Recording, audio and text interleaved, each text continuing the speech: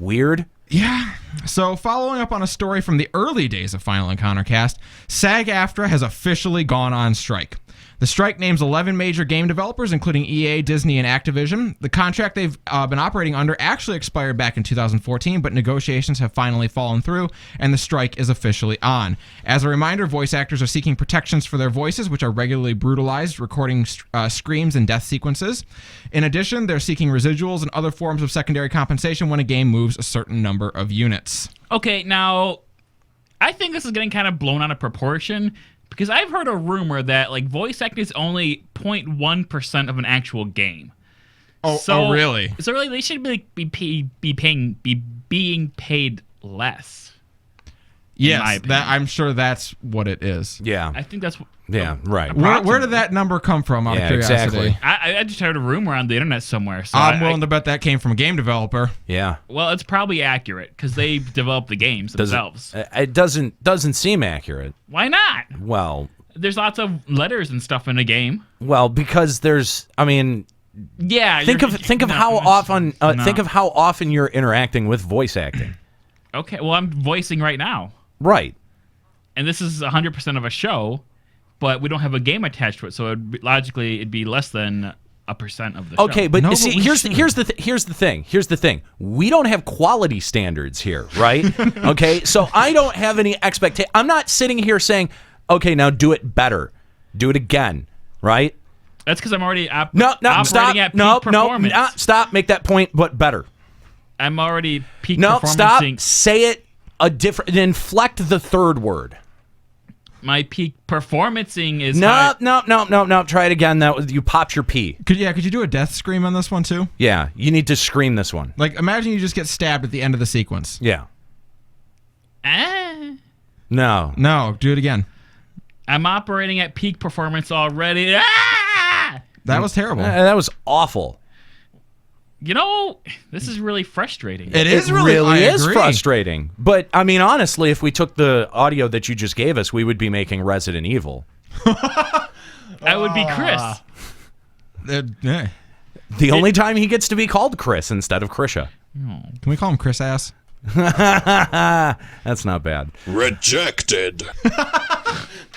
I forgot to assign you a drop today for the drop game. I know. I totally forgot about that. I was rolling with it. Yeah. What number do you think? I'm gonna go with the one that's on the board, 16. It's the effect number. I'm like, you can't pre-select a drop. Nope, it's the first number that jumped out to me. It's the number that's on our board right now. All right. I don't think you can actually see it in the camera, but it's 16. So that's your drop. Fine. Yeah, of course, we talked to David Hayter about a year ago about this very issue, and it's really unfortunate. It's really sad to see that talks have broken down. It's not that surprising, I have to say. He didn't seem like he had a whole lot of hope for this to work itself out. No, it seemed like, at least to me, like the video game industry was waiting for this to just go away. Yeah. And it wasn't going to go away. I'm glad that it didn't. I'm glad that these voice actors are standing behind their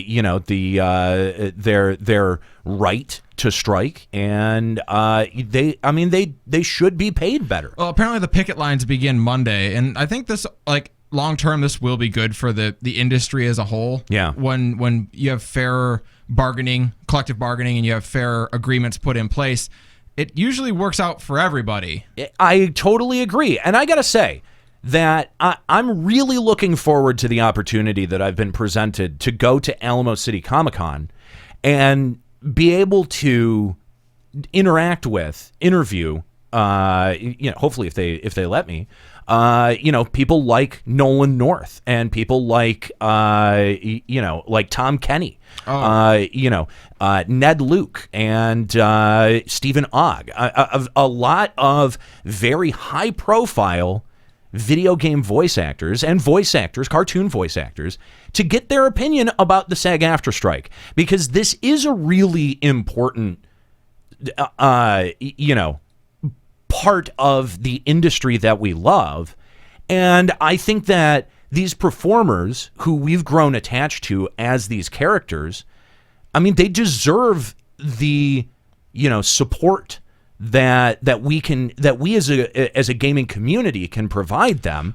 And this is where we as gamers need to step up too. If these are talents that you like and you want to see get what they deserve, you need to let your game companies know, hey, I want these people in the game, and now the game company is stuck in a position where it's well, we got to get them, which means we got to pay them. Right. So it's kind of on us to make, if we just keep buying the games no matter what, then what impetus does that give any game company to bow to these demands? Absolutely. Okay, but that's never going to happen because we have people going to see terrible, awful, horrible movies all the time. You think we're going to stop buying bad games because of voice acting? I think, going to see terrible, awful movies is something that's based around the spectacle of those movies, knowing that they're bad usually. I think this is kind of a different scenario where you talk about people who are fans of voice actors, who are fans of these people and want these talents. No, what you're talking about is you're talking about an overall decline in the quality of the products overall. These are really talented people. And if you're not hiring out of SAG-AFTRA, it means that you're hiring scab talent. It means that the talent that you're going to be using is way less groomed, okay? Now, when every game that you play sounds like the worst dub of Naruto that you've ever heard, it's gonna become a problem, right?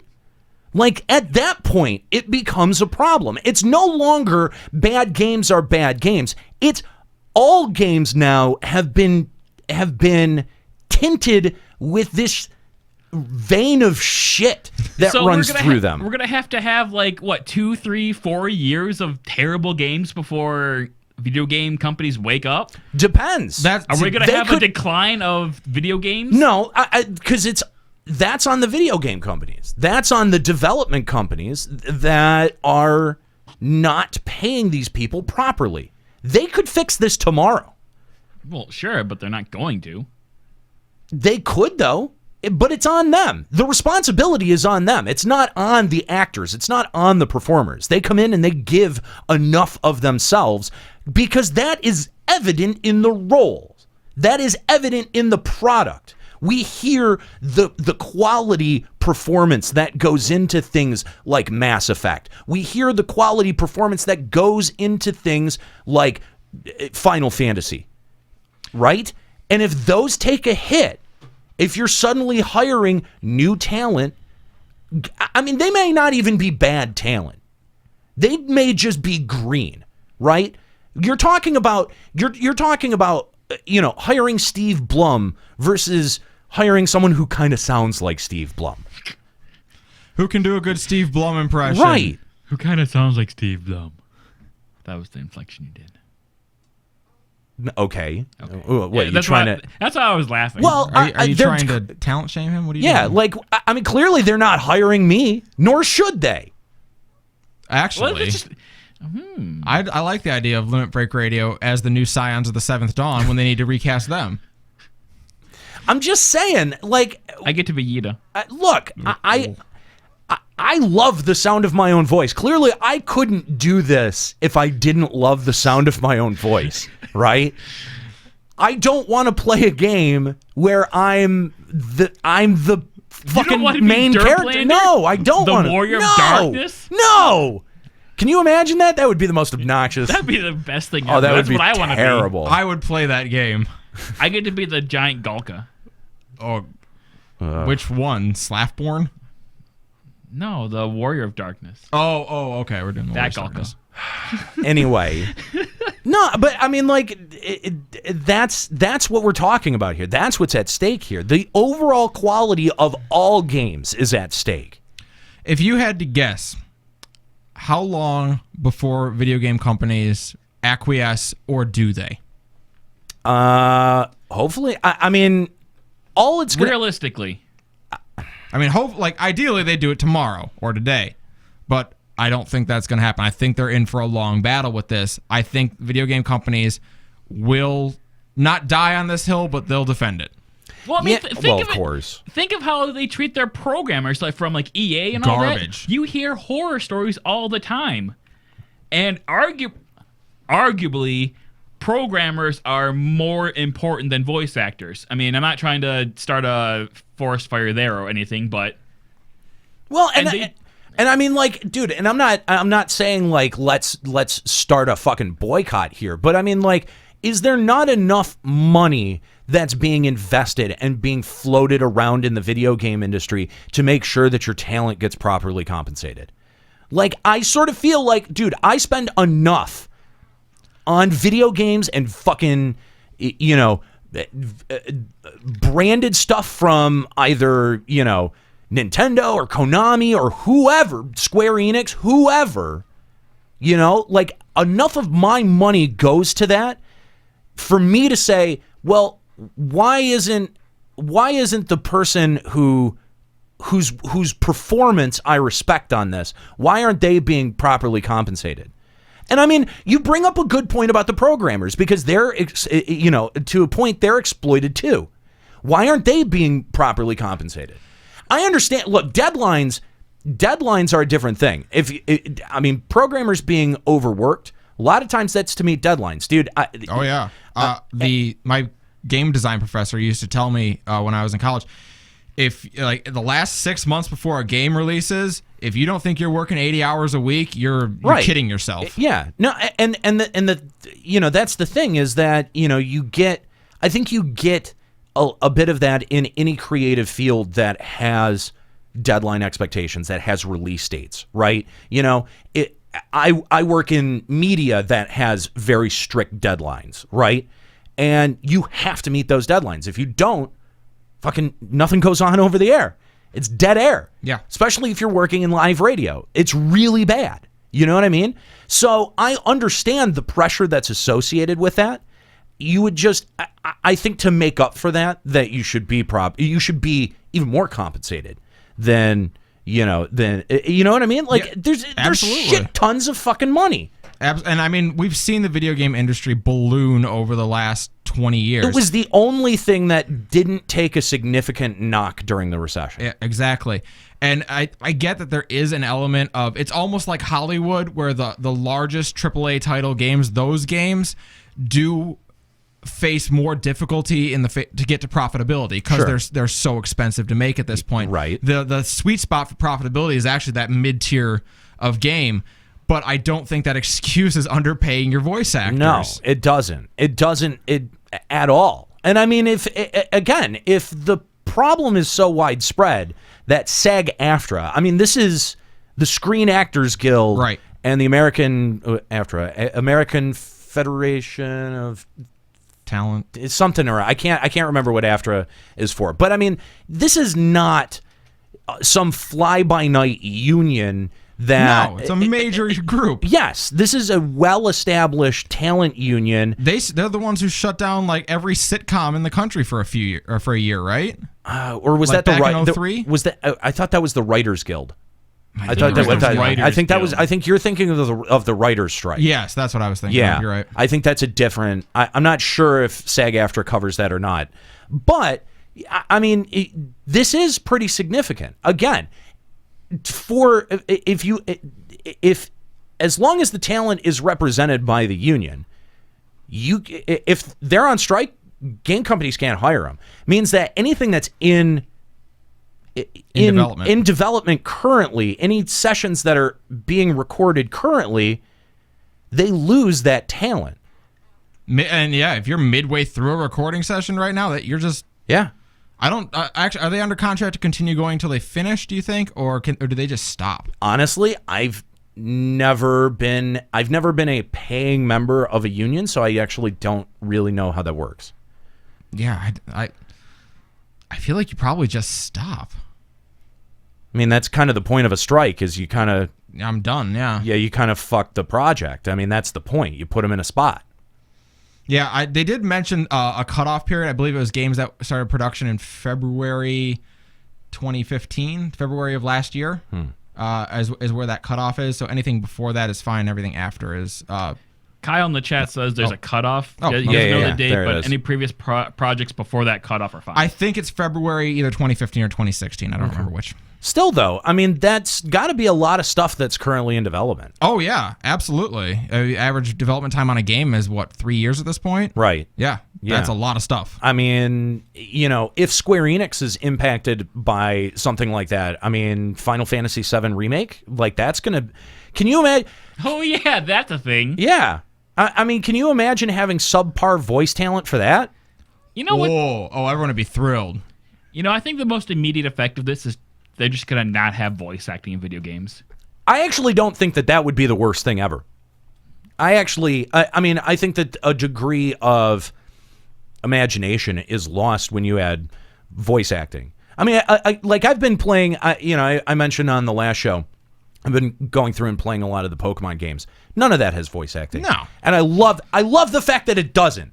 Excuse me, Pikachu says Pikachu. Oh, You're the worst. yeah, the worst. I can bring it up if you want. The literal worst. No, please don't. No. You don't need to do that. That's unnecessary.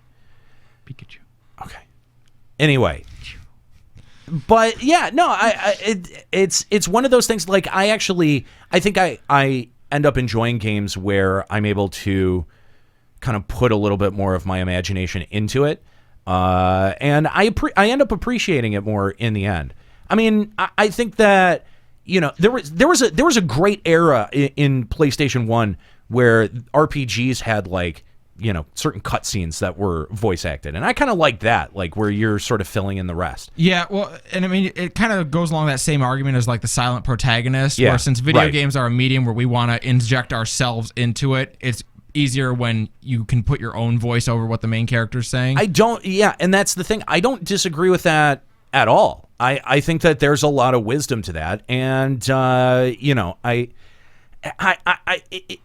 when you have a performance like Tidus in FF10 that sometimes takes you out of the experience. You know what I mean? Like, that's the first thing that I think of when I'm like, okay, well, what does... voice acting does add a lot.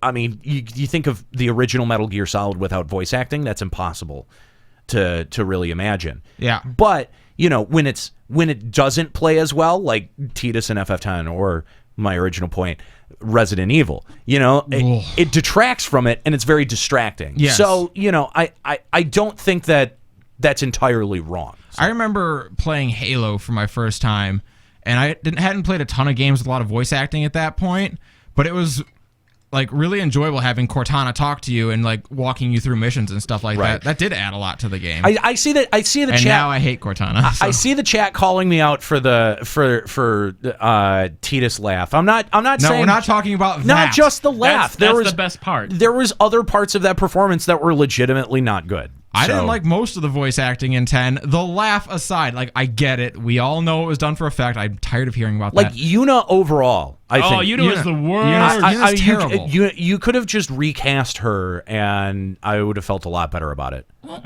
it's not the voice actor's fault. She told she had to fit the mouth, and whenever she does, I have become a summoner. It's because that's how they're saying it in Japanese. Yeah, but there's also her voice, that very problematic part of her actual voice. That I think is if she just awful. talked like an American, she would have been fine. I mean, there are certain voices that just drive me fucking crazy, though. Like, have you guys heard the Oh my god, you're gonna talk about the Panera Bread? Oh, I can't do it. I can't do the Panera Bread commercial. This motherfucker. It's the worst. Complained It's all the Fan worst. Fest about this one girl's voice. It is on a commercial. It is because it's this ASMR voice, and it's if you think that that we use. Whatever, just just talk. Oh my god, I fucking hate it. All that ASMR bullshit is so stupid, and I can't. Just can't stand it. Bite your tongue, because you don't know. There's a lot of people of our listening base that would kill and or pay money to have you AMSR for 15 minutes. That's never gonna happen. I'm just going to say, I'm not hey, I'll fund your next trip to FanFest. You're not going to do a 15-minute ASMR session? No. Yes, you are. No. We are You shut the fuck up. You are going to. You are a consumer whore. If is you what are you here at knife point, you're going to do it. Oh my God. You know what? Where's a knife? I'm gonna do it right now. Seriously, it's the worst though. I cannot stand that girl's voice. Okay. Yeah. I didn't realize there was so much hatred over this commercial. I didn't hear about this. Honestly, I get really upset. I'm surprised you didn't know already. He lets Me too, everybody know. apparently. Okay, then. The worst. So, in one of the scarier stories